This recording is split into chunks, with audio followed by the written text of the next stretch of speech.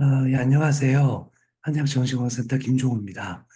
어, 이제 5월 달, 한약 원래회를 시작을 하는데요.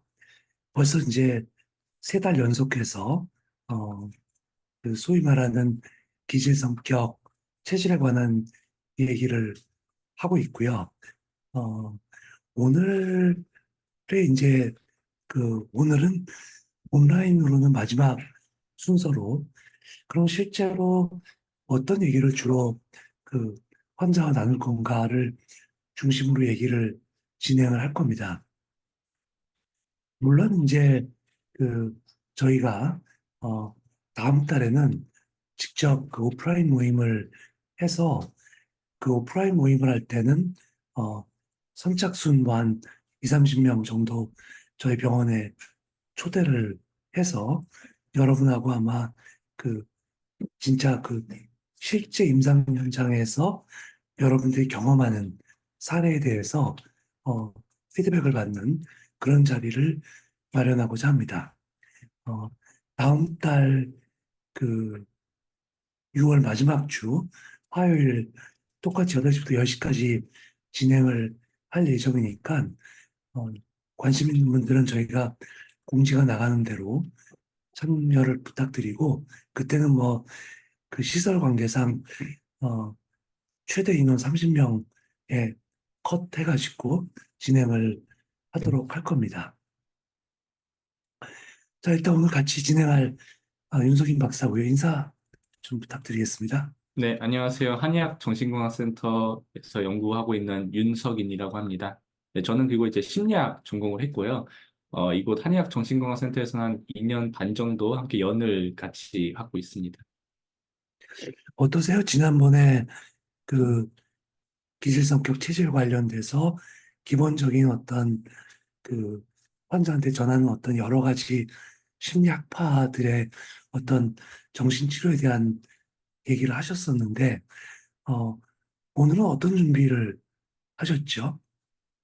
오늘은 이제 기질 성격 관련해서 어쨌든 이 한약 상담 2가 내가 가지고 있는 특성을 가지고서 어떻게 문제를 해결할지에 대해서 그 접근에 대해서 아마 얘기를 드릴 건데 예시는 제가 어떤 특별한 어떤 임상 현장에서 이 활동하는 것은 아니기 때문에 근데 저를 예시로 삼아서 한번 소개를 드리려고 합니다. 그래도 제가 이제 제 내성적으로 스스로를 관찰하면서 경험했던 것들, 이런 것들을 좀 설명드리면서 그것들이 기질 성격과 어떻게 관련돼 있을지, 여러분들은 실제로 뭐 임상 현장에서 많이 종사하기 때문에 또는 임상 현장 이외에도 다른 사람들과의 관계 속에서 나타나는 뭐 여러 대화들 그 안에서 뭐 성격이나 뭐 생각, 감정, 행동 이런 것들이 어떻게 드러나는지 보면서 스스로 한번 추론해 보시면 좋을 것 같습니다. 일단 제가 한번 제 예시를 한번 드리려고 합니다. 네. 예, 마침 지난주에 기질성격 설문지를 직접 만드신 그 박사님께서 이제 한국에 오셔가지고 심포지움을 이틀에 걸쳐서 진행을 했었는데 직접 다녀오셨죠? 네, 좀 이틀간 다녀왔습니다. 소감이 좀 어떠셨나요? 어, 약간 정말 신기하다는 게 일단 첫 번째 든 생각이었고, 또 여러 가지 좀 애로사항이 좀 있긴 했는데, 제 나름대로는 많이 배우고 왔다고 생각을 했습니다. 그러니까 이제 그 강의를 들었던 분하고 저하고 이제 음. 좀 얘기를 이렇게 나눠 보면은 어 그런 어떤 기술 성격 관련된 어떤 설문 내용을 쭉 한번 수업을 들으면서 실제로 참 이게 한의사 또는 한의학 분야에서 다루고 있는 어떤 사람에 대한 이해와 매우 어떤 맥을 같이 한다라는 그런 피드백을 받았는데 좀 어떠셨나요? 저도 사실은 이 한약 상담 2를 준비하면서 이제 김종우 교수님과 한의사인 김종우 교수님과 심리학자인 제 그 입장 간의 차이가 있었던 것 같은데 사실 그 수업을 듣기도 하고 또 교수님과 함께 이 한의학 상담 2를 준비하는 과정에서 서로 논의를 주고받는 과정 속에서 느꼈던 점은 일치되는 부분이 너무나도 많구나. 그걸 어떻게 우리가 잘 조화롭게 만들 수 있을까에 대한 기대감이 좀 많이 있습니다. 좀. 예. 실제로 이제 왜 그 말씀을 드리냐면은, 이런 기질 성격에 대한, 어, 논의를 진행함에 있어서 실제 어떤 정통 심리학자들의 입장에서는 썩히 그렇게 쉽게 받아들이지 않는 그런 면이 없지 않아 있어요. 특히 이제 그 기질이나 이런 거 아니면 뭐 그런 걸 얘기할 때, 어, 뭐 예를 들어서 뭐 선천적으로 그 사람이 타고났다라든가 이런 거에 대해서는 정통심리학자들한테서는 굉장한 거부감이 좀 있는 것도 있고, 또 우리가 지금 현재 그 한국의 어떤 현실에서 많이 활용되고 있는 MBTI 같은 것들은 이제 그 개인이 갖고 있는 어떤 특성에 대한 그런 어떤 자료를 갖고 우리가 상담 장면에서 활용을 하고 있는데, 정통 임상 심리학자들의 입장에서 보면 그 MBTI도 사실은 좀 이렇게 받아들이기 곤란한 그런 내용이긴 한데, 실제로 한국의 현실에서는 굉장히 많은 사람들이 그거를 활용하고 있고, 특히 저는 개인적으로 본다라면 한의사의 입장에서 그 그런 어떤 MBTI라든가 기질 성격이라든가 그런 것들은 매우 그 활용도가 높은 도구가 될 거다라는 생각을 해봅니다. 실제로 저희 그 한약정신건강센터에서 작년에 진행했던 워크숍에는 MBTI를 좀 이렇게 약간 비유해서 한BTI라고 해서 한번 강의를 예, 한 적이 그렇죠. 있는데, 거기서 이제 소위 말하는 그 EI, SNTF, 뭐 이런 JP 이런 것들이 한의학에서 입장에서 보면 음과 양으로 이렇게 대비되는 측면이 강하기 때문에 그런 음과 양의 어떤 그 불균형에서부터 그 생기는 어떤 성격의 편차, 뭐 이런 것들에 대한 문제, 그다음에 사실은 또 그런 음과 양의 어떤 균형과 조화를 통한 정신치료적 접근, 이런 것들은 매우 한의학적인 입장이 되는 것 같고요.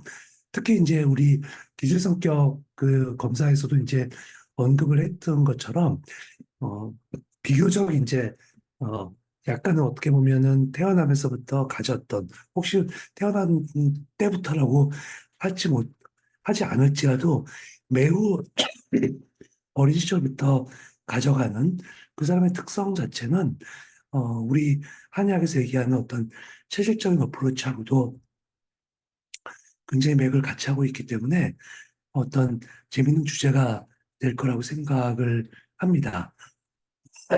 죄송합니다. 그래서 이제 우리가 지금 학습하고자 하는 기질, 성격, 그리고 이와 연관된 체질의 연관은 한약 임상에서 굉장히 많이 활용할 수 있는 어떤 그런 도구일 수도 있기 때문에 어, 오늘 수업은 조금 더 지난번 수업보다는 어, 임상 장면에 조금 더 가까운 그런 내용들을 갖고 한번 공유를 해드릴 거고, 다음 달에는 이제 실제 임상 장면의 어떤 사례 중심으로 여러분들과 대면 세미나를 열면서 같이 학습하도록 하겠습니다.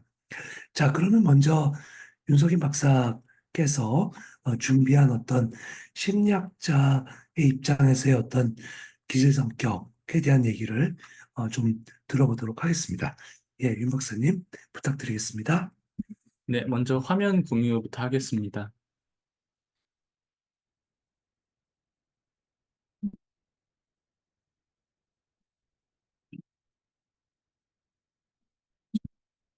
혹시 잘 나오나요? 네, 좋습니다.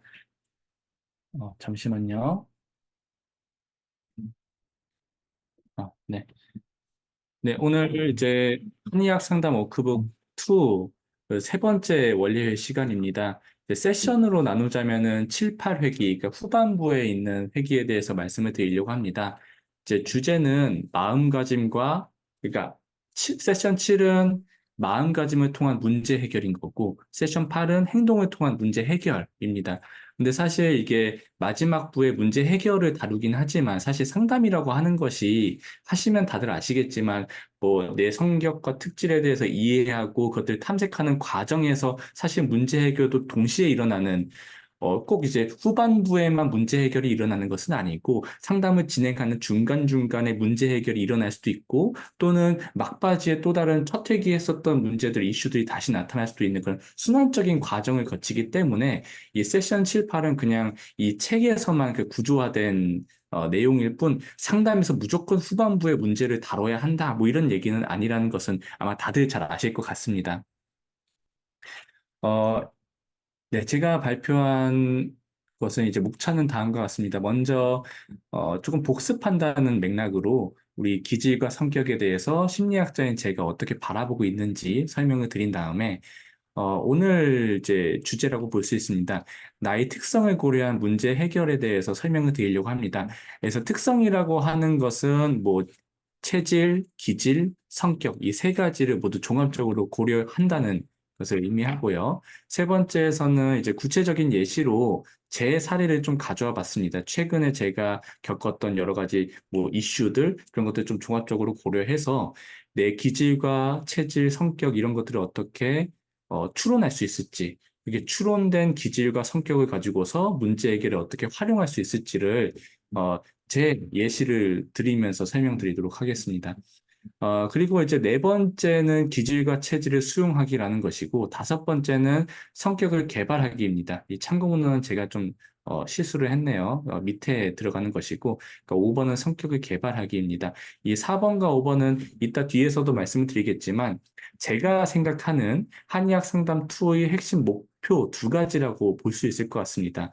첫 번째는 내가 바꾸기 어려운 기질과 체질은 수용함으로써 문제를 해결하고, 두 번째, 비교적 이제 바꾸기 수월하고 내가 개발할 수 있는 성격은 개발함으로써 좀 더 적응적인 삶을 살아가자. 이것이 이제 한의학 상담 2의 목표라고 볼 수 있습니다.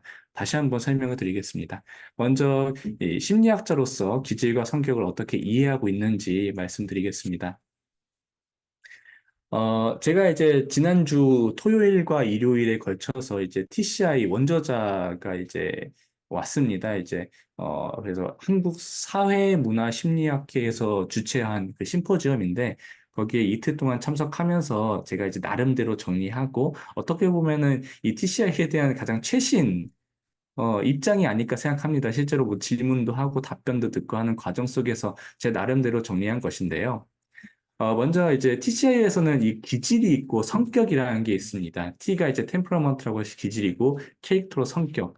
그 두 가지를 아울러서 이제 퍼스널리티라고 하는데 사실 퍼스널리티를 또 번역하면은 성격이라서 뭐 성격이 마치 두 개가 들어가는 것처럼 느끼긴 하지만 인격이라고 보시는 게 좀 더 적절할 것 같습니다. 네, 기질과 성격을 아울러서 나를 구성하는 하나의 아이덴티티, 정체성을 형성한다. 이렇게 이해해 주시면 될 것 같은데, 먼저 기질과 성격의 각각의 특징을 좀 비교해 보면은, 기질은 우리가 생물학적 기반을 두고 타고난 거라고 보고 있습니다. 말 그대로 여기서 핵심 키워드는 타고났다는 것인데, 반면에 성격 같은 경우는 우리가 환경에 대한 적응 과정을 통해서 개발되는 것이라고 볼 수 있습니다. 이제 개념적으로는 이렇긴 하지만 실제 저자들이 또 다시 한번 좀 얘기하기로는 기질과 성격 모두 유전과 환경이 약간 반반 섞여서 나타나는 것이다라고 이렇게 확인을 하셨어요. 하지만 이제 개념적으로 봤을 때는 이제 기질은 우리가 좀 타고난 것, 성격은 이 적응 과정 속에서 구성해 나가는 것이라고 이해해 주시는 게 좋을 것 같습니다. 두 번째는 이 각각의 그 학습 루트가 조금 다르다는 겁니다. 기질이라고 하는 것은 뭐 이제 생물학적 기반을 두고서 나타나는 말 그대로 반응이라고 볼 수 있겠죠. 무의식적인 연합적 조건 형성을 통해서 우리가 무의식적으로 학습하는 거라고 볼 수 있다면은 성격은 좀 더 우리가 의식, 인지, 자각이 이제 들어가게 됩니다. 의도적인 자기 조절 또는 창조적 자기 인식을 통해서 개발하는 것을 이제 성격이라고 보는 거죠. 이런 학습 루트가 다르다 보니까 각각이 갖는 특성도 좀 다릅니다. 기질은 좀 더 직관, 감성에 가까운 그런 어떤 인격의 요소라고 볼 수 있다면은 성격이라고 하는 것은 우리가 의도적으로 개발하는 거다 보니까 좀 더 이성적이고 합리적인 속성을 갖는다는 것이죠. 그리고 다들 잘 아시는 것처럼 TCI에서 이 기질은 총 4개의 하위 요인이 있습니다. 자극 추구, 위험 회피, 사회적 민감성, 인내심 이렇게 있고 뭐 각각에 대해서 자세하게 설명은 드리지 않겠습니다. 성격이라고 하는 것은 자율성, 연대감, 자기 초월 이렇게 세 가지로 나뉘게 되는데 뒤에서도 또 설명을 드리긴 하겠지만 이 기질이라고 하는 것은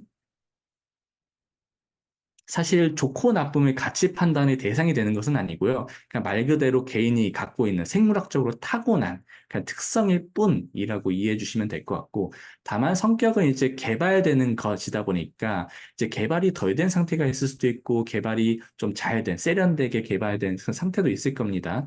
그러다 보니까 이제, 뭐, 말 그대로 이제 점수가 높을수록 뭐 기능적이고 적응적이라고 해석이 된다는 것이죠. 그러니까 성격은 가치 판단의 대상이 된다고도 볼 수 있습니다. 어쨌든 이런 특징이 있고요. 네, TCI에서 이야기하는 인격 발달의 목표입니다. 이것은 사실 뭐 제가 이제 그 수업을 들으면서 제 나름대로 구조한 것이기 때문에 정답은 아닐 겁니다. 근데 이제 그 저자들이 항상 강조하는 얘기가 있었습니다. 이 창조적 자기인식이라는 것이었습니다. 이 자기인식을 통해서 우리가 건강한 성격을 발달시켜 나가야 한다라는 것을 이제 항상 이제 강조하시더라고요.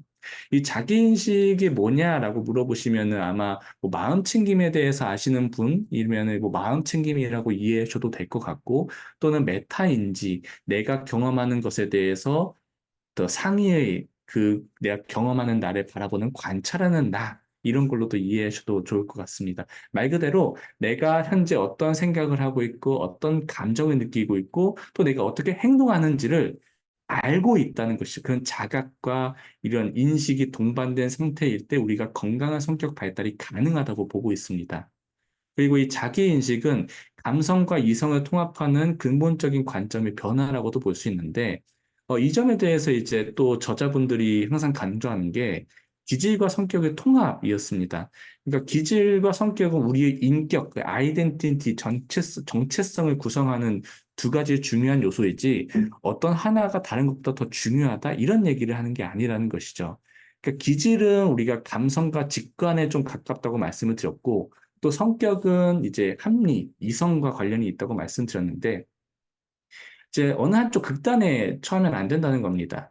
기질만 강조하다 보면은 너무나도 이제 감성적이게 되고, 비이성적이게 될 수 있고, 반대로 성격만 강조하면은 우리가 감성이라던가 직관적인 측면이 무시될 수 있다는 그런 이제 버려지는 부분이 분명히 있다는 것이죠. 그렇기 때문에 이런 극단에서 벗어나서 감성과 이성, 자유와 질서, 그러니까 말 그대로 기질과 성격을 통합하는 것이 궁극적인 목표가 되어야 한다는 것이고, 그러한 통합을 가능하게 하는 것이 바로 이 자기 인식이라고 말하는 것 같습니다. 이것을 이제 한의학 상담에서 좀 적용해 보려고 합니다. 그래서 앞에서도 제가 설명을 드렸는데, 제가 생각하는 한의학 상담의 두 가지 목표. 첫 번째는 우리가 타고난 체질이나 기질같이, 그러니까 바꾸기 어려운 나의 특성은 수용하자. 이것이 이제 첫 번째 목표이고, 두 번째, 성격이라고 하는 것은 비교적 좀 개발할 수 있고, 우리가 학습을 통해서 변화시킬 수 있는 거기 때문에, 이 성격으로 인해 나타난 괴로움이라면은 그것을 한번 개선해 보자. 이렇게 노력해 보자. 이것을 이제 두 번째 목표로 삼고 있습니다. 이런 목표를 설정하게 되는 근거는 뭐 다음과 같습니다.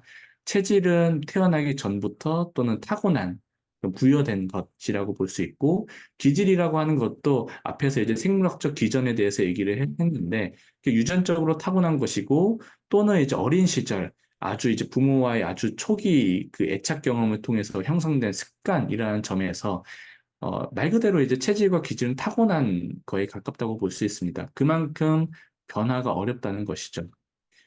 반대로 이제 성격이라고 하는 것은 우리가 환경에 대한 적응 과정을 통해서 개발하는 것이기 때문에 체질이나 기질에 비해서는 좀 더 바꾸기 수월하지 않을까 이렇게 생각하고 있습니다. 그래서 이러한 근거를 가지고서 두 가지 한의학 상담의 목표를 설정했던 것이고요. 네, 다음으로 자신의 특성을 고려한 문제 해결. 그러니까 나의 기질과 체질, 성격 이런 것들을 종합적으로 고려해서 내가 겪는 문제를 어떻게 해결할까에 대한 고민입니다. 두 가지가 있습니다. 첫 번째는 마음가짐으로 문제를 해결하는 방법이 하나가 있고, 두 번째는 또 뒤에서 설명드리겠지만 행동으로 문제를 해결하기가 있습니다. 마음가짐으로 문제를 해결하기. 이 마음가짐이 무엇이냐? 아마 이제 다음에 또 나오게 될 텐데, 먼저 좀 사고의 흐름을 좀 설명드리겠습니다. 우리가 어떤 문제를 겪는다고 하면은 그 문제는 내 단독에 의해서 일어나는 것도 아니고 또 환경에 의해서만 단독으로 일어난 것이 아닐 겁니다. 결국에는 나와 환경이 만나서 그 상호작용하는 관계 속에서 뭔가 좀 불일치, 괴리가 나타나게 되면서 문제, 스트레스를 겪게 된다는 거겠죠. 그러니까 내 특성과 환경의 상호작용해서 문제를 만들어낸다면은 여기서 우리가 직관적으로 떠올릴 수 있는 문제 해결 방법 두 가지가 있을 겁니다. 첫 번째는 환경을 통제하는 것. 그러니까 내 특성에 맞는 방식으로 환경을 통제하는 게 하나의 그 문제 해결 방식이 될 수 있겠죠. 그런데 다들 경험해 보셨겠지만 사실 환경을 통제하는 것은 상당히 어려울 수도 있습니다. 물론 내가 통제할 수 있는 환경도 있지만 뭐 그렇지 않은 경우도 있다는 것이죠. 뭐 예를 들면 우리가 중요한 시험을 앞두고 있다고 생각했을 때 뭐 수능 시험 같은 거 우리가 이제 노력한다고 해서 시험 날짜를 바꿀 수 없습니다. 이제 뭐 예를 들면은 회사 이 맥락 속에서 나는 조직체의 하나의 구성원이기 때문에 뭐 여러 가지 뭐 시도를 해볼 수는 있겠지만 내가 뭔가 노력한다고 해서 사회의 조직이나 이런 것들 완전 문화나 이런 것들을 바꾸기는 조금 어려울 수 있다는 것이죠. 그만큼 환경을 통제하는 것은 생각보다 쉽지 않다는 겁니다.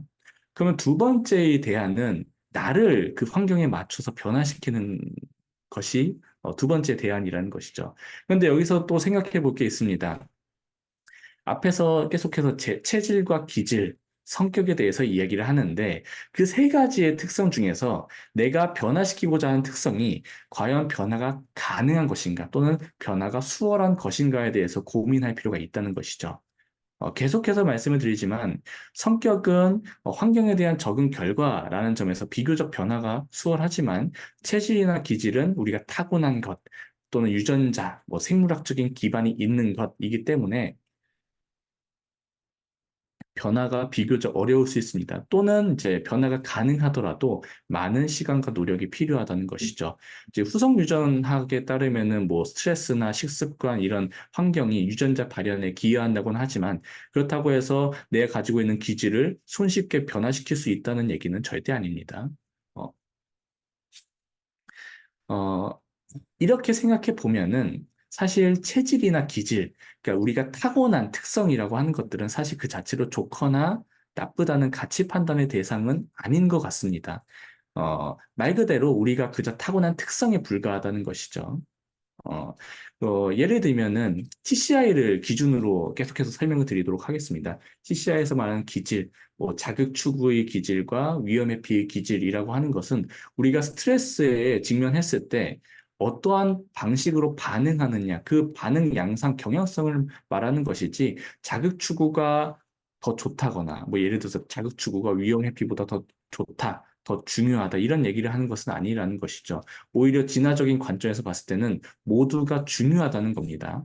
그리고 유전적 다양성이 진화적 관점에서 우리의 생존에 유리하다는 점을 고려하면은 사실 인간이 저마다 다른 기질과 체질을 보유하는 것은 어떻게 보면은 진화론적 관점에서는 당연하다고 볼 수 있겠고 또 한 시대의 가치 판단에 따라서 자극 추구가 위험 회피보다 더 좋아 라고 해서 모든 사람을 다 자극 추구로서 바꾸려고 하는 이런 시도 또한 넓은 맥락에서 보면은 역기능적일 수 있다는 것이죠.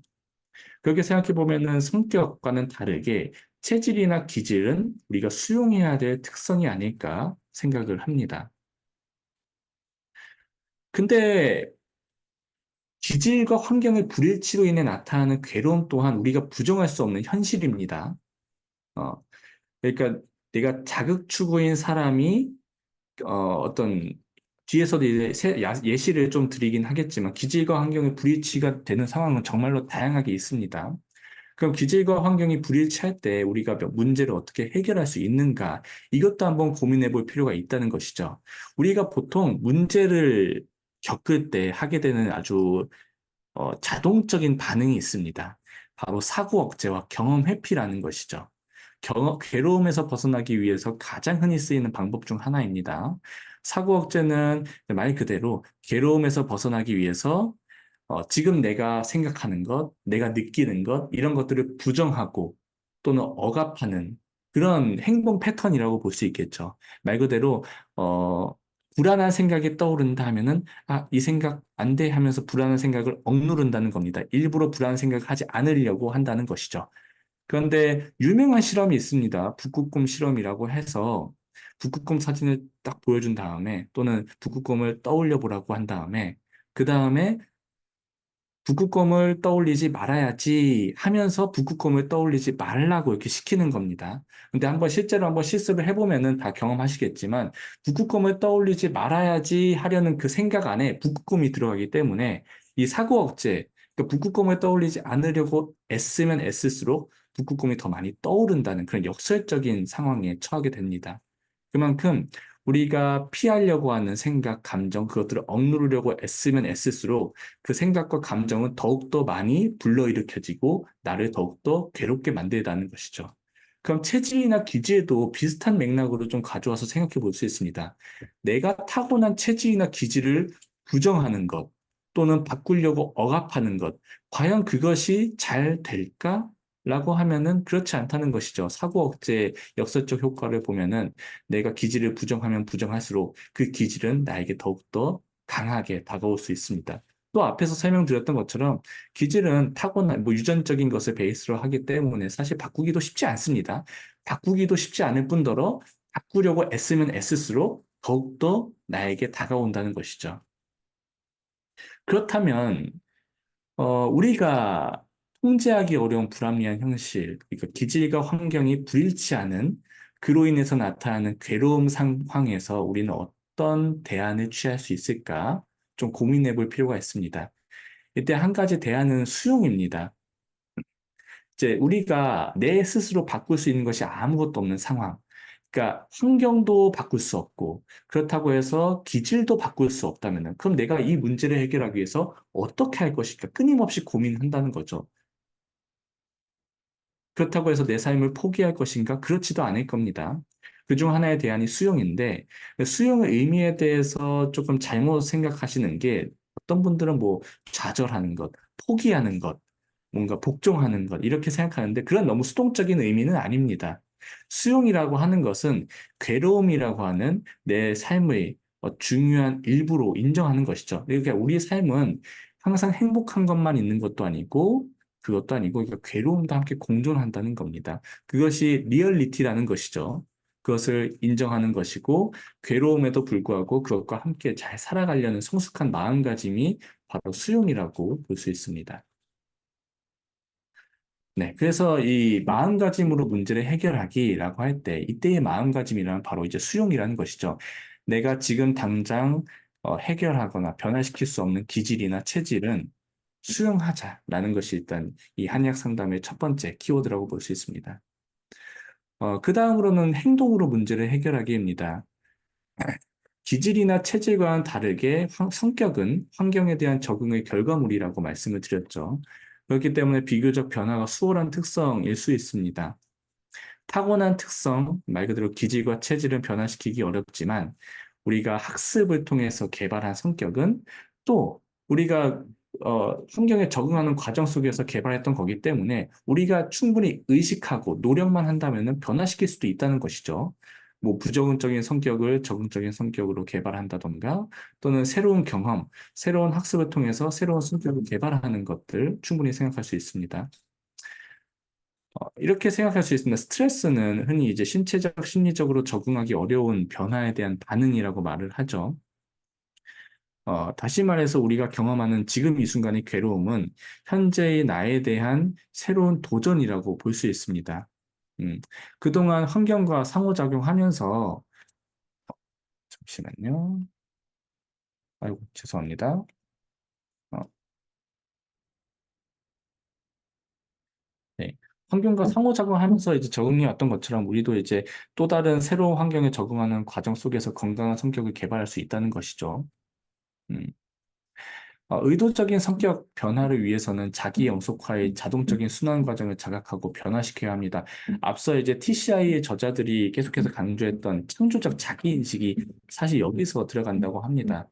우리가 심리학의 여러 연구들에서 인지적 편향이라는 그 연구들이 있습니다. 내가 기존에 가지고 있는 생각이나 관점이 이후에 주의나 기억, 판단, 의사결정 같이 후속 정보 처리에 영향을 미친다는 것이죠. 그러니까 예를 들면은 우울한 사람들은 우울한 단서에 더 많이 주의를 기울이고 기억하고 약간 좀 사람들이 하는 아무런 의미 없는 그 행동에 대해서도 그것을 뭔가 나를 비난하는 식으로 해석한다던가, 그러니까 편향적으로 해석하는 그런 경향성이 있습니다. 이것을 이제 성격과 관련돼서 생각해 보면은 특정한 A라고 하는 성격을 가지고 있다면은 A라는 방식으로만 세상을 바라볼 가능성이 있다는 것이죠. 그렇다면은 A 말고도 B, C라는 또 다른 성격을 개발하는데 조금 장애물이 될 수도 있습니다. 그렇기 때문에 중요한 것이 바로 자기 인식이라는 것이죠. 음, 내가 가지고 있는 성격에 따라서 자동적으로 반응하는 것이 아니라 있는 그대로 현재 순간의 경험을 알아차리는 것이 새로운 성격을 개발시키는 데 매우 중요하다는 걸 알 수 있습니다. 비슷한 맥락으로 자기에 대한 객관적이고 균형 잡힌 성찰의 필요성이 여기서 있습니다. 건강한 성격을 개발하기 위해서 필요하다는 것이죠. 음, 잠시만요. 어, 네. 그래서 앞에서 이제 기질과 환경의 불일치에 대해서 우리가 어떻게 대처해야 할까? 기질에 대한 수용을 첫 번째 목표로 제시를 했었는데 두 번째는 이제 건강한 성격 개발을 통해서 적극적으로 대처해 볼 수 있지 않을까 하는 겁니다. 어, 네. 그래서 이제 좀 더 예시를 가지고서 설명을 드리려고 합니다. 사실 여기서 좀 오타가 있네요. 첫 번째는 이 살을 빼주시고, 그러니까 기질과 성격을 이해하는 것이 첫 번째 목표이고, 그 이해를 통해서 하고자 하는 것은 기질은 수용하고, 성격은 개발하고, 궁극적으로는 이걸 통해서 이제 문제를 해결하는 것이 한의학 상담의 목표이겠죠. 이건 제 예시입니다. 그냥 제가 한 두 달 동안의 경험, 그것들을 좀 회고해 보면서 제가 그동안 했었던 생각이나 감정, 행동 같은 것들을 좀 정리해 봤습니다. 어, 여러분들 약간 환자를 본다고 생각하시고 또는 환자가 아니더라도 사실 병리적인 케이스는 아니기 때문에 환자는 아닐 겁니다. 그런데 친구를 보면서 친구가 어떤 생각을 하고 감정을 하고 어떤 행동을 하는지를 보면서 그 친구의 어, 기질과 체질은 어떠했지, 그 친구의 성격은 어떤 성격이지 이런 것들을 한번 추론해 볼 수 있습니다. 이런 생각과 감정, 행동을 통해서 한번 이제 같이 한번 생각해 볼 수 있을 것 같습니다. 어, 학회에서 제가 이제 좀 중요한 학술 발표를 부탁받았습니다. 이제 뭐 단순히 한 뭐 10분, 20분 이렇게 발표하는 것이 아니라 1시간 넘게 이제 쭉 이제 이끌어 나가는 학술 발표를 부탁받았는데 그때의 제 반응입니다. 근데 좀 더 맥락을 설명드리면은 이 학술 발표를 부탁받았을 때 좀 두 달 정도의 넉넉한 준비 기간이 있었다는 것이죠. 음, 그 상황에서 제가 처음 딱 그 연락을 받았을 때 딱 떠오르는 생각이 이거였습니다. 내가 잘할 수 있을까? 학술 발표 잘할 수 있을까라는 게 먼저 들었던 것이고, 근데 또 두 번째로 든 생각은 두 달 정도 시간이 있다 보니까 좀 준비할 시간이 많이 있네. 그러면 내가 준비해 볼 수 있지 않을까? 괜찮지 않을까? 이런 생각을 하게 됐고, 그 다음에 이제 연락을 끊고서 제 나름대로 이제 계획을 세운다는 것이죠. 5월 17일 날 발표였습니다. 그러니까 이제, 그때 처음 연락받았던 게 한 3월 초순 정도였기 때문에, 그럼 적어도 한 4월 19일까지는 내가 한번 원고를 완성해 봐야지 생각하면서, 또 이제 학회에서 요청했던 그 마감 기한이 5월 1일이다 보니까 4월 19일에 원고를 작성해 놓고 한번 연습해 보자. 충분히 연습하다가 뭔가 좀 수정을 할 상황이 있으면은 그때 5월 1일 전까지 최대한 수정해보자. 이런 제 사고 과정을 거치게 되는 거죠. 그리고 나서 또 제 나름대로 또 계획을 세우는 겁니다. 완성되면, 그러니까 원고가 완성되면 매일 한번 연습해봐야지. 왜? 실수하면 안 되니까. 라는 이런 생각을 했다는 것이죠. 이 발표를 준비하면서 느꼈던 감정은 이렇습니다.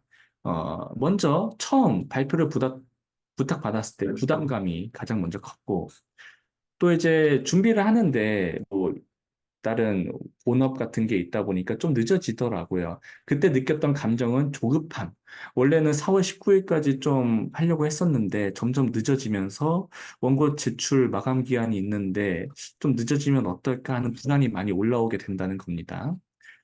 그리고 이제 연습할 때마다 제가 이제 완성되면 매일 연습해봐야지. 정말 실제로 그렇게 연습을 했습니다. 제가 이제 거의 4월 말부터 5월 17일까지 매일 이제 직장, 퇴근하고 나서 매일매일 1시간 또는 짧게는 30분씩 계속 연습을 했어요. 근데 그때마다 한두 번은 괜찮은데 점점 갈수록 지치고 소진되는 느낌을 갖게 된다는 겁니다. 그런데 또 준비하는 동안에는 제 나름대로 마음의 위안을 얻게 된다는 것이죠. 또 이제 실제로 발표 준비를 하다 보면은 좀 잘하게 되기도 하고 그러다 보니까 사람들한테 뭔가 좀 잘 보일 수 있지 않을까 하는 그런 기대감도 함께 느껴지기도 했습니다. 구체적인 행동을 이렇게 했습니다. 매일 뭐 발표 자료를 검토하고 연습하는 거가 됐었고, 또 발표 날이 가까워지면서, 그러니까 거의 한 일주일 정도 남기고서는 그때부터 이제 아침, 저녁으로 이제 하루에 2번 정도 이렇게 연습을 했다는 것이죠. 그러니까 1년의 제 생각과 감정, 행동을 좀 소개해 드렸습니다. 이걸 통해서 여러분들이 제가 어떤 기질인지 또는 어떤 성격인지에 대해서 한번 추론해 볼 수 있을 것 같아요. 제가 어떤 기질인지에 대해서는 미리 말씀을 드리지 않았습니다. 제가 이제 제 스스로를 평가해 보면은 이렇습니다. 1년의 생각과 감정, 행동을 보았을 때, 이 사람, 그러니까 저는 약간 위험피에 가까운 기질을 갖는 것처럼 보일 수도 있어요. 그렇게 생각하시는 분들이 있을 수도 있고, 그렇지 않을 수도 있습니다. 근데 실제로 제가 이제 TCI 검사를 했을 때, 위험 회피가 아주 극단적으로 많이 높았었습니다. 자극 추구는 거의 중간, 다른 기질은 좀 중간이었는데, 위험 회피만 아주 크게 높아졌다는 것이죠. 이렇게 생각해 보면 우리가 한의학 상담에서 초반부 때 나의 기질이나 성격에 대한 객관적인 평가에 대해서도 말씀을 드렸는데, 그 TCI 검사 결과를 가지고서 좀 같이 대조해 보면서 비교해 볼 수도 있을 겁니다. 그냥 단순히 말로 상담하면서 내담자 또는 환자가 어떤 생각을 하는지, 감정을 느끼는지, 행동을 하는지를 수집하는 것뿐만 아니라 실제 객관적인 척도를 가지고서도 좀 비교해 볼 수 있다는 것이죠. 근데 어쨌든 간에 그 TCI 검사가 아니더라도 아마 이 일련의 사고와 감정을 보면은 제가 이제 위험 회피에 가깝다는 것을 아마 다들 느끼실 수 있습니다. 그런데 그래서 중요한 것은 위험 회피 기질로 인해서 부정적인 측면도 분명히 있지만 긍정적인 측면도 있다는 것이죠. 이게 제가 통찰한 중요한 부분인 것 같습니다. 부정적인 측면이라면은 과도하게 많은 걱정과 그로 인해서 노력을 한다는 것이죠. 그에 따라서 제가 이제 감정에 대해서도 말씀드렸던 것처럼 사실 한두 번 연습하면 됐을 것 같기도 한데 과도하게 노력하다 보니까 좀 제 나름대로 소진되는 그런 부정적인 측면도 분명히 있었습니다. 그런데 긍정적인 측면도 있다는 것이죠. 사실 위험에 피인 성향의 사람이 뭐 중요한 발표를 앞서면은 그 제대로 준비를 하지 않으면은 불안이 정말 클 겁니다. 하지만 이 연습을 하는 과정 속에서 안도감을 얻고 실제로 많은 연습을 하다 보니까 비교적 성취감이 높게 나타날 수도 있다는 것이죠. 물론 이것은 결과론적인 얘기일 수도 있겠지만 이런 긍정적인 측면도 분명히 있다는 겁니다. 이런 것들을 생각해 보면은 기질이라고 하는 것은 스트레스에 대한 자동적이고 무의식적인 반응일 뿐 그 자체로 좋거나 나쁨의 가치 판단 대상은 아니라는 걸 알 수 있습니다. 그러니까 부정적인 측면도 있고 긍정적인 측면도 있다는 것이죠. 그리고 또 하나 생각해 볼 것은 내가 이제 기질적으로 위험 회피가 높다고 해서 이게 극단적으로 높다고 생각해 보면은 이렇게 생각해 볼 수도 있습니다. 그런데 왜 발표를 거부하지 않았냐라는 것이죠. 굳이 이런 새로운 도전, 뭔가 이런 것을 직면할 필요가 있냐? 이렇게 물어볼 수 있습니다. 그 이유에 대해서 그냥 제 나름대로의 그 내성 관찰을 하면서 좀 통찰을 해본 거는 첫 번째는 아마도 이제 충분히 준비할 시간이 많기 때문이 아니었을까 생각을 합니다. 이게 예를 들어서 뭐 일주일 정도의 짧은 시간 동안 준비해 달라라고 했으면 저는 시간이 없다고 거부를 했었겠죠. 그런데 2달 동안의 시간이 있다 보니까 위험 회피인 제 성향과도 사실은 오히려 더 잘 맞다고 생각을 할 수 있습니다. 그러니까 위험 회피인 사람은 자극주구인 사람에 비해서 뭔가 좀 더 위험이라고 하면 뭐 실수, 실패 이런 것들에 대해서 대비하기 위해서 여러 가지 노력이나 뭐 자원을 투자하겠죠. 그런 것들이 좀 기질 환경에 핏이 맞았다고 생각해 볼 수 있고, 두 번째는 이제 우리 이제 여기서는 이제 성격 차원에 대해서 생각해 볼 수도 있습니다. 기질 말고도 자율성이라고 하는 건강한 성격 차원이 존재하기 때문에 어, 굳이 위험에 이제 좀 더 참여할 수 있지 않았을까? 이 자율성이라고 하는 것은 내 삶을 얼마나 주도적으로 이끌어 나갈 수 있느냐, 통제할 수 있느냐, 그것을 의미한다고 볼 수 있습니다. 그러니까 이렇게 생각해 볼 수도 있겠죠. 위험의 피가 높으면서 자율성도 낮은 사람이라면은 과연 이 학술 발표를 부탁받았을 때 흔쾌히 응했을까라고 하면은 그렇지 않았을 가능성이 높습니다. 그래서 제 나름대로 약간 좀 긍정적으로 해석하자면은 아마 저는 자율성이라고 하는 건강한 성격을 좀 개발시켰기 때문에 되지 않았을까 생각을 하는 것이고요. 비슷한 맥락으로 두 번째 사례를 좀 볼 수 있습니다. 이것도 이제 제 사례입니다. 앞에서는 이제 좀 두 달이라는 아주 많은 여유로운 시간 동안 준비해야 됐는데 급하게 새로운 내용을 준비해서 발표해야 될 때도 분명히 있습니다. 특히나 이제 한의학 정신건강센터에서 일을 하면서 이런 경우가 너무나도 많죠. 근데 그때마다 제가 생각하는 생각과 감정, 행동은 이렇습니다. 어떻게 해야 하지? 뭘 준비해야 하지? 내가 잘할 수 있을까? 감정이라고 하면은 뭔가 답답하고 조급하고 불안함. 그러니까 막상 바로 앞에 닥쳐 있는 이 위협에 대해서 내가 어떻게 해야 될지 모르는 그런 아주 복잡한 감정들만 남는다는 것이죠. 그런데 중요한 것은 그럼에도 불구하고 저는 자료 준비에 전념하면서 어떻게든 준비를 하고 발표를 한다는 것이죠. 그러니까 이런 사례를 가지고서 또 한 번 생각을 해보면은 피할 수 없는 스트레스에 직면했을 때 느끼는 감정, 답답함이나 조급함, 불안감 이런 것들의 강도나 지속성을 통해서 이 제가 어떠한 기질을 가지고 있는지 다시 한번 추론해 볼 수 있을 것 같습니다. 만약에 다른 예시를 들어보죠. 다른 가정을 해보자는 겁니다. 두 번째 사례의 상황에서도 뭔가 크게 동요하지 않는 사람이라고 한다면은 그 사람은 위험 회피 기질이 상대적으로 낮은 것이 아닐까 그래서 예상해 볼 수 있다는 것이고 또 다른 가정으로 오히려 두 번째 사례에서 기대감이나 흥미를 보이고 뭔가 좀 더 적극적으로 나서는 사람이 있을 수도 있습니다. 그런 사람은 위험 회피보다는 좀 더 자기추구 기질이 좀 높지 않을까 이렇게 생각해 볼 수도 있다는 것이죠. 그러니까 음. 그 이제 사례 1과 사례 2를 비교해 보면은 사례 1에서는 위험회피 성향이 성실한 준비를 유도하고 하다 보니까 그 점이 약간 기능적인 측면이 있었던 것 같습니다. 제가 이제 되돌아보면 말이죠. 그런데 사례 2에서는 이 생각과 감정을 보시면 아시겠지만 사실 긍정적인 측면이 없습니다. 부정적인 생각과 부정적인 감정만 자동적으로 무의식적으로 나타난다는 것이죠.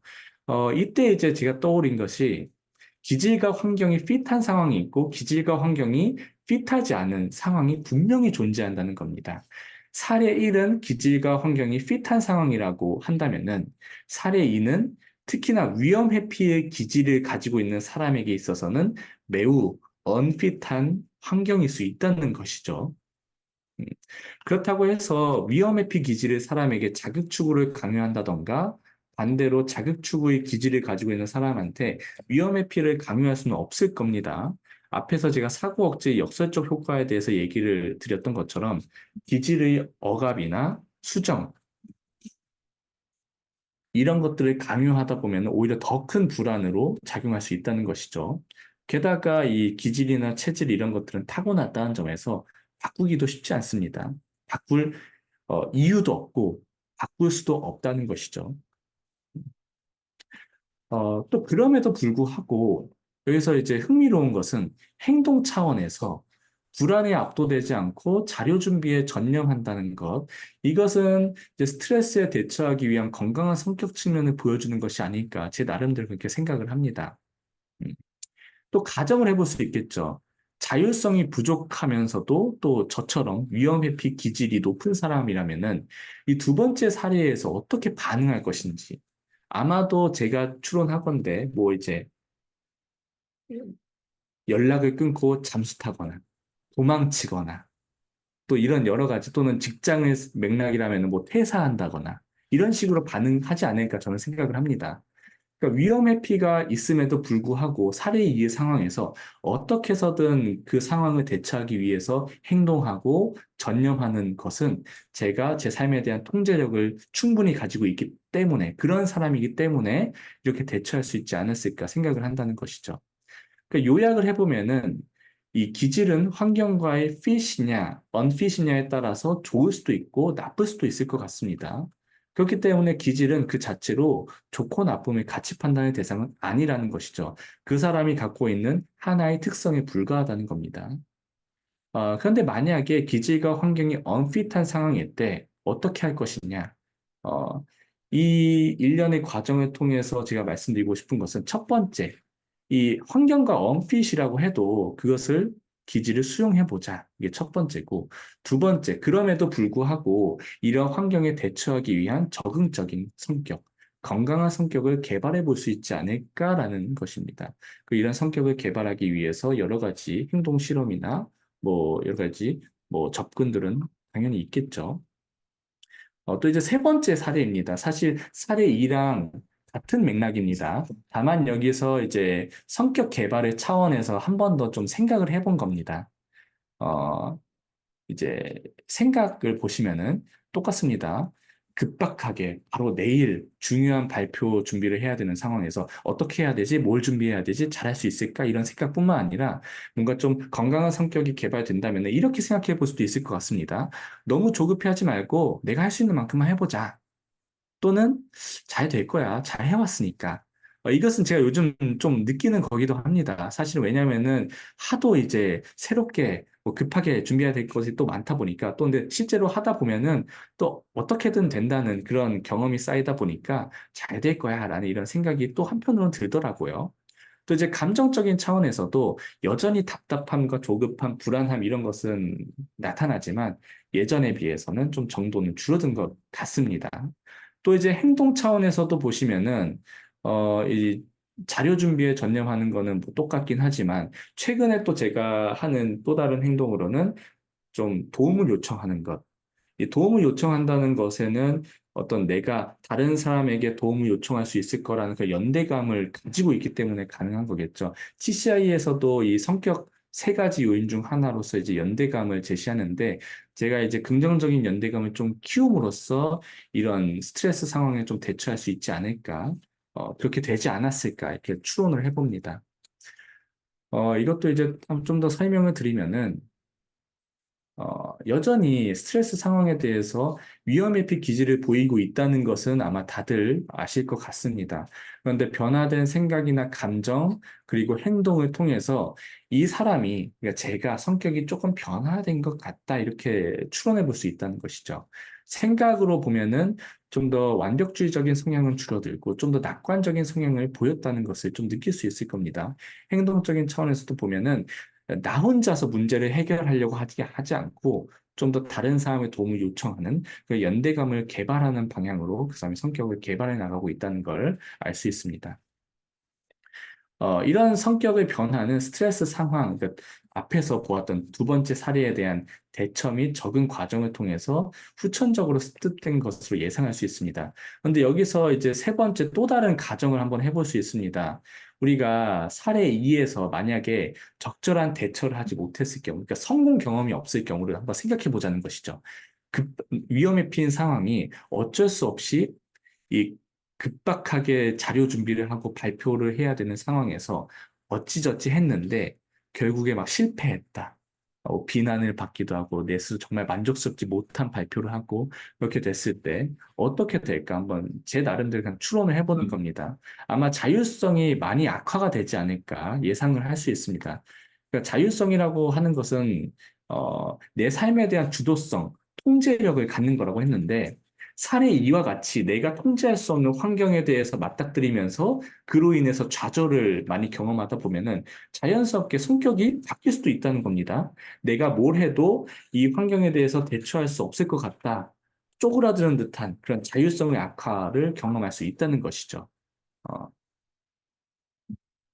이렇게 성격이라고 하는 것이 단순히 개발되는 것만 되는 것이 아니라 오히려 퇴화될 수도 있지 않을까. 저는 이 제 사례를 통해서 한번 생각을 해봅니다.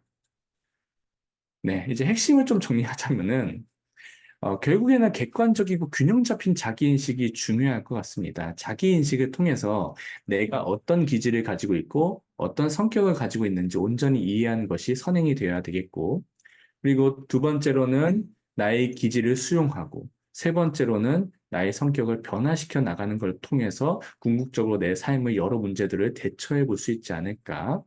그것을 이제 궁극적인 목표로 삼고 싶습니다. 그리고 이제 건강한 성격을 체화하는 체질과 기질의 변화로도 이어질 수 있지 않을까라고 그냥 제 개인적으로 생각을 합니다. TCI의 저자가 얘기했던 것처럼 뭐 기질도 100% 유전이 아니고 성격도 100% 환경이 아니라 둘 다 이제 유전과 환경의 상호작용, 조화에 따라서 이제 구성되는 인격의 일부라는 점을 보면은 또는 이제 후속 유전학적 관점을 생각해 보면은 기질이나 체질은 잘 모르겠지만 어쨌든 기질은 무조건 변하지 않는다? 그건 또 아닐 것 같습니다. 그럼 이제 좀 더 구체적으로 기질과 체질을 수용하는 방법에 대해서 나열을 해드리겠습니다. 사실 구체적인 뭐 기법 이런 것들은 그 자체를 설명하는데도 오랜 시간이 걸리기 때문에 이런 방법이 있겠구나. 그냥 짚고 넘어가시면 될 것 같습니다. 먼저 생각과 감정, 행동을 관찰하기입니다. 앞에서 사례를 통해서 보여드렸던 것처럼 이 의식적인 관찰이 없다면 내가 평소에 어떤 생각을 하는지, 어떤 감정을 느끼는지를 모른다는 것이죠. 꾸준하게 나를 이제 관찰하려는 의도를 가지고서 또는 훈련을 통해서 관찰하면서 어, 여러 가지 생각과 감정, 행동을 나열할 수 있겠고, 그 생각, 감정을 토대로 해서 사례를 보았던 것처럼 나의 기질과 성격을 추론해 볼 수 있을 것 같습니다. 또는 이제 마음 챙김이나 자기자비 훈련이 도움이 될 수도 있겠고요. 또는 액트 수용전념 치료에서 이야기하는 심리적 유연성을 높이는 여러 가지 키워드들이 있습니다. 그러니까 우리는 흔히 과거나 미래에 사로잡혀서 뭐 관축, 지나친 미래에 대한 불안에 사로잡히게 되는데 지금 이 순간에 머물라는 것이죠. 지금 이 순간에 내가 어떤 생각을 하는지, 어떤 느낌을 갖는지, 어떻게 행동하는지를 지금 이 순간에 머물다 보면은 관찰할 수 있게 된다는 겁니다. 그리고 경험 회피를 하는 것이 아니라 수용을 해야 한다는 것이고, 또 인지적 융합이 아닌 탈융합, 그 맥락으로서의 자기 가치 이런 것들을 통해서 우리가 내 생각과 감정 관찰의 행동을 관찰할 수 있게 되고 그것을 바탕으로 해서 내 기질과 성격을 추론해 볼 수 있다는 것이죠. 또 이제 성격을 개발하는 방법은 여러 인지행동 치료 기법들을 가져와 볼 수 있습니다. 뭐 문제 해결 훈련 있는데 뭐 새로운 시도, 새로운 경험, 새로운 학습을 통해서 궁극적으로 새로운 성격을 개발해 볼 필요가 있다는 것이죠. 근데 이때도 역시 중요한 것은 객관적이고 균형 잡힌 자기 인식이 전제가 되어야 한다는 겁니다.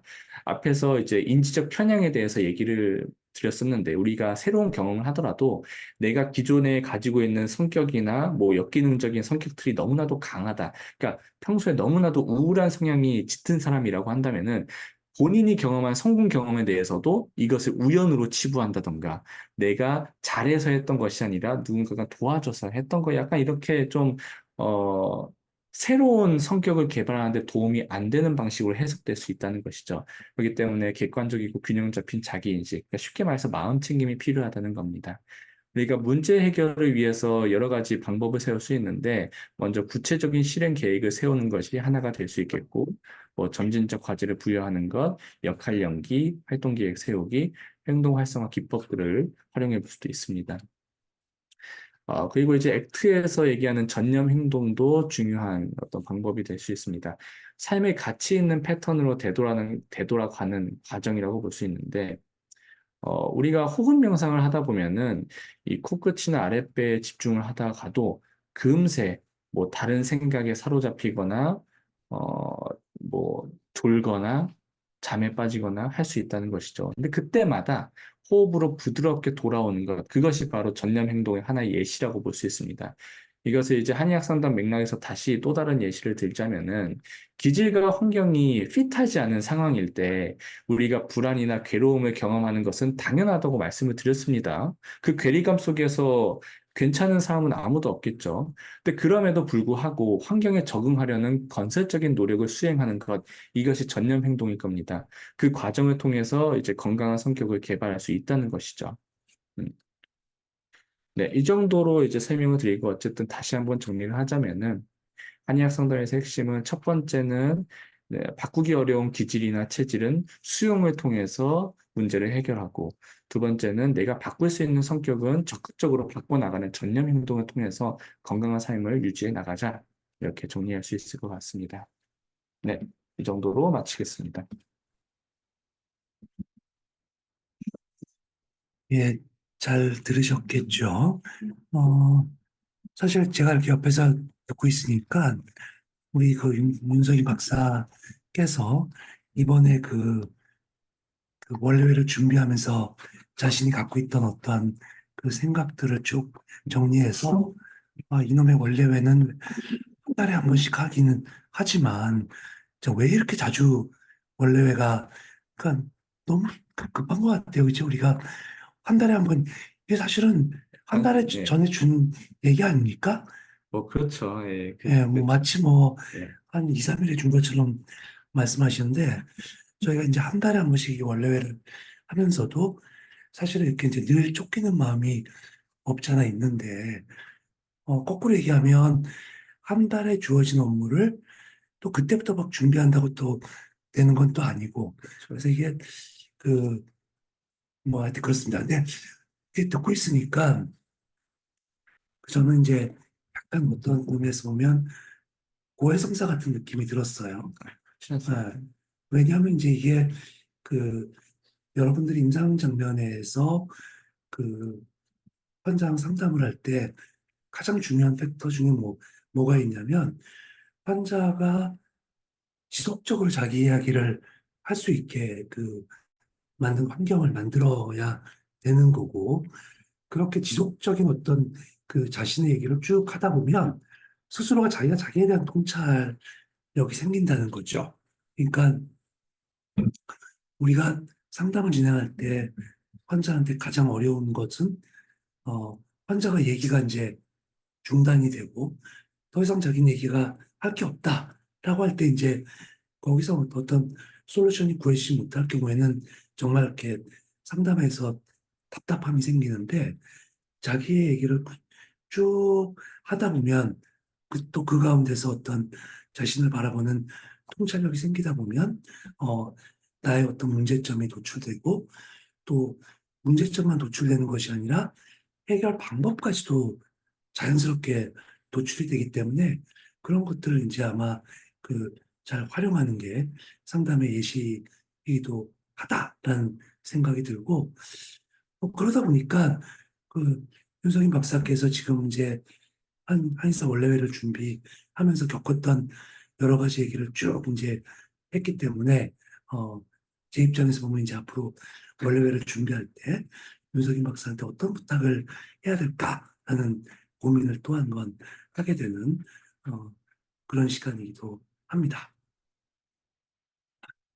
예, 일단 이제 윤 박사님 어, 발표를 잠깐 이제 여기서 끝내고요. 어, 한 5분 정도 쉬었다가 이어서 제가 제 강의를 이끌도록 하겠습니다. 어, 정확히 9시 5분에 다시 돌아와서 제가 말씀을 드리도록 하겠습니다.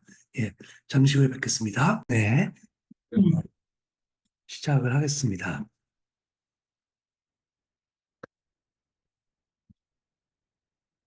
자, 어떠셨나요? 이제 앞서 그 윤석인 박사 얘기를 들으면서 어, 기질은 수용하고 성격은 개발하고 하여튼 뭐큰 범주 내에서는 그렇게 이제 말씀을 하셨고요. 사실은 우리가 이제 상담 장면에서 늘 겪게 되는 게 진짜 그 사람의 어떤 그, 그 수용성, 그다음에 자기가 어떤 것을 또 바꾸고자 하는 노력, 이 두 가지를 어떻게 잘 엮어낼 것이냐가 이제 상담에서 중요하게 생각하는데, 실제로 이제 건강한 사람이라고 보면은, 예를 들어서 액트 같은 데서 이제 가운데 딱 그 핵심 키워드로 그 플렉시빌리티를, 그 유연성에 대한 얘기를 들은데, 지금 아주 교과서적으로 기질은 수용하고 성격 개발하자라고 있는데 사실은 그 교과서적인 어떤 패러다임에 갇힌 것보다는 플렉시빌리티를 통해서 자기의 어떤 기질과 성격을 이해하면서 내가 바꿀 건 바꾸고 수용할 건 수용하고 라는 걸로 이렇게 뭐 사실 뭐 기질은 수용, 성격은 개발 이게 아니라 뭐 기질도 뭐 좀 바꿀 수 있으면 조금 바꾸고 성격도 뭐 수용할 건 수용하고 이런 어떤 핵심적 가치가 이제 플렉시빌리티가 또 존재한다라는 게 이제 상담에서 매우 중요한 이슈이기 때문에 앞서의 그 얘기는 어, 상당히 어떻게 보면 기초적인 기본적인 얘기이지만 또 그 가운데 이제 플렉시빌리티 역시 존재한다라는 거를 한번 생각해 볼 필요가 있고요.